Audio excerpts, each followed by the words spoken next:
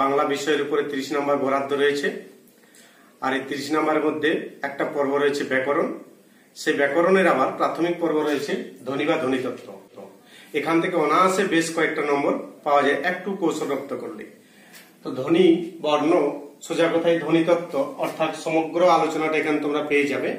তো সেখানে আমরা স্বরধ্বনি, ব্যঞ্জন ধ্বনি এবং ধ্বনি পরিবর্তন যেগুলো রয়েছে স্বরভক্তি, অপিনীতি, অবিশ্রুতি, স্বরাগম, ব্যঞ্জনাগম, স্বরলোপ, ব্যঞ্জনলোপ, এই নিয়ে আমাদের এই চ্যাপ্টারে আলোচনা হবে। প্রথমেই আমরা আলোচনা করবো আজকে স্বরধ্বনি নিয়ে। আজকের আলোচনা ধ্বনি বর্ণ। ব্যাপারটা আর কিছুই নয়, ধ্বনিটাই কখন বর্ণ হয়, বর্ণটা কখন ধ্বনি হয় তা আলোচনার সাপেক্ষে তোমরা পরিষ্কার বুঝতে পেরে যাবে। ধ্বনি কাকে বলে, ধ্বনি কি, বর্ণ কি, বর্ণ কাকে বলে, এগুলো আমাদের সম্যক পরিচয় রয়েছে। তথাপি একবার বলা যাক যে মানুষের কণ্ঠ থেকে যে শ্রুতিমধুর আওয়াজ বের হয় সেই শ্রুতিমধুর আওয়াজটাকে বলা হয় ধ্বনি। ধ্বনিটা যখন লিখে প্রকাশ করা হয় তখন তাকে বলা হয় বর্ণ।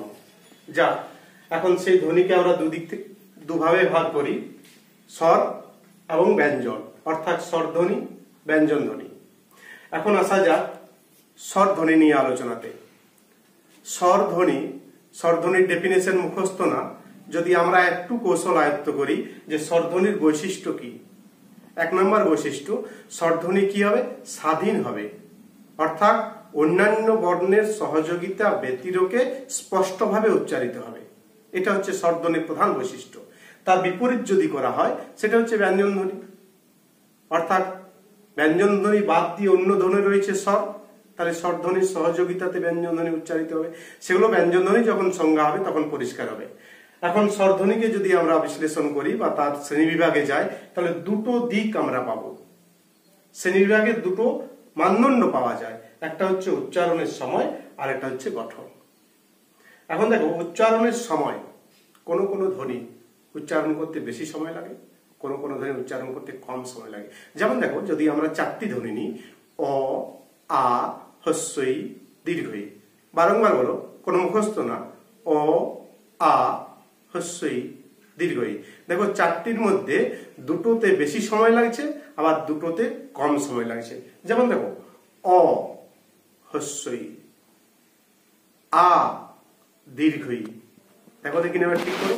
তাহলে অ, হস্যই, দেখো কম সময় লাগছে, আ, দীর্ঘই, বেশি সময় লাগছে।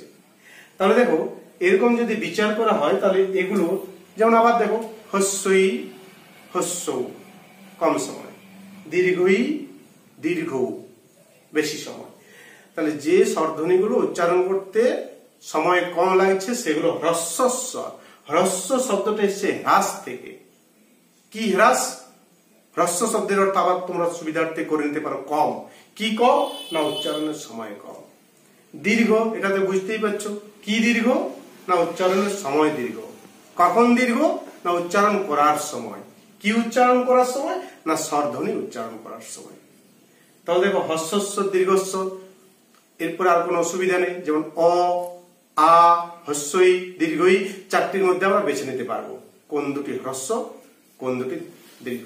আবার দেখো, হস্য, দীর্ঘ, রি, লি, যদিও লি এর ব্যবহার এখন নেই তবু জেনে রাখতে পারো, এ, ওই, ও, ও, এরকম করে বিচার করলে তোমরা দেখতে পাবে কোনগুলো হ্রস্ব এবং কোনগুলো দীর্ঘ। দ্বিতীয় যে দিকটা চলে আসে সেটা হচ্ছে গঠনগত দিক থেকে স্বরধ্বনি বিবেক। এখানে একটু গন্ডগোল হয়ে থাকে। গঠনগত দিক থেকে তোমরা দুটি ভাগ পাবে, এক হচ্ছে মৌলিক স্বর, এক হচ্ছে যৌগিক স্বর। মৌলিক এই শব্দটা আমাদের অতি পরিচিত, অঙ্কতে পাওয়া যায়, বিজ্ঞানে পাওয়া যায়, অধিকাংশ বিষয়ে তোমরা মৌলিক পাবে। মৌলিক শব্দের অর্থ হচ্ছে যা ভাঙা যায় না, অর্থাৎ যা বিশ্লেষ্য নয়। তাহলে স্বরধ্বনি কিছু রয়েছে, 7টি স্বরধ্বনি পাবে তোমরা, অ, এ, আ, হস্যই, হস্যু, এরকম করে 7টি স্বর আছে যেগুলো বিশ্লেষণ করলে অন্য কোনো ধ্বনি পাওয়া যায়নি, সেগুলোকে মৌলিক স্বর বলে। মৌলিক স্বরটা ধারণাটা ক্লিয়ার হয়ে যাবে যদি আমরা যৌগিক স্বরটা একটু জেনে নিই। দেখো, যৌগিক শব্দটাও পরিচিত। যৌগিক স্বরে কতগুলো সমনাম রয়েছে, অনেক সময় এই জায়গাতে গন্ডগোল হয়ে যায়। যৌগিক স্বরকে বলতে পারো মিশ্র স্বর, যৌগিক স্বরকে বলতে পারো যুক্ত স্বর, যৌগিক স্বরকে বলতে পারো দ্বিস্বর, যৌগিক স্বরকে বলতে পারো সন্ধ্যাক্ষর। জায়গাটা খেয়াল রাখবে, মিশ্র স্বর এবং মিশ্র ধ্বনি উভয়ের মধ্যে কিন্তু আকাশ পাতাল পার্থক্য রয়েছে, একটু পরে আসছি আমরা। এখন যৌগিকে আসা যাক। তাহলে দেখো ওই উচ্চারণ করো, ওই হয় উচ্চারণটা অযুক্ত হস্যই হবে কিংবা ওই ও যুক্ত হস্যই। এগুলো আমাদের ভৌগোলিক এলাকা অনুসারে উচ্চারণ হয়ে থাকে, তার জন্য কেউ কেউ ওই বলে, কেউ কেউ ওই বলে। এই নয় যে দুটো দুটো চারটি, দুটো স্বর আছে, হয় অ কিংবা হস্যই পাবে কিংবা ও কিংবা হস্যই পাবে। যারা ইংরেজি মুখ টুকুটাকু পড়ো তারা বুঝতে পারছে উচ্চারণটা।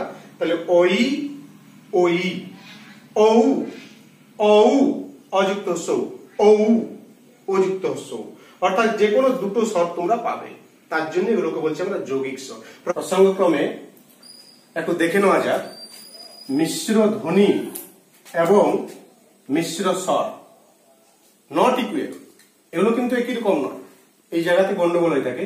মিশ্র ধ্বনি উদাহরণটা একটু নেওয়া যাক, রি, দেখো র যুক্ত হস্যই, এখানে ব্যঞ্জন এখানে স্বর, অর্থাৎ এখানে দেখো বিভিন্ন জাতের বর্ণ মিশে আছে।